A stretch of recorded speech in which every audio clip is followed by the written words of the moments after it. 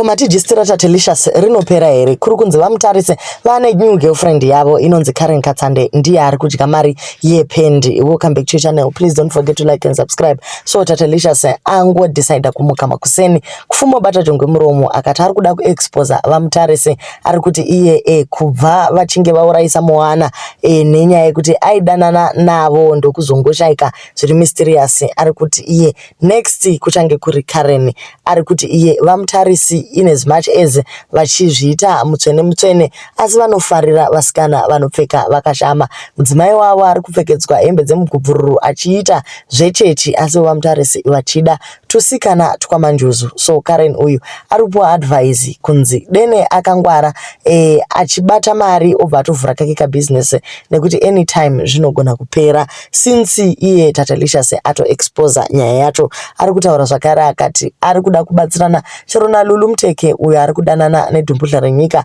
Ari kuti Lulu please take note kuti seweekend ava vadye faster uchitora imwe mari uchiisa paside. Nyaya yekuti unopfeka hembe dzinodhura asi kumba kwenyu muchigara mumadangwaza hazvibatsiri. So ari kungopawo mahure advice kuti kana uchinge wangobata murume wemunhu munhu kavara munhu ngaangwarire nekuti anytime munhu anongomuka akatendeuka akadzokera kumhuri yake.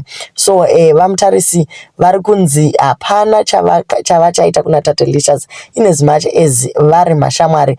Tatalicious haasi kumira kuexposa nyaya dzevanhu. Ari kuti chero vamutarise vakatombondibatsira ndiri kuSweden ndadzingwa muimba yangu ndisina kwekuenda hazvindikonesi kuvadzosera paorder. Ari kuti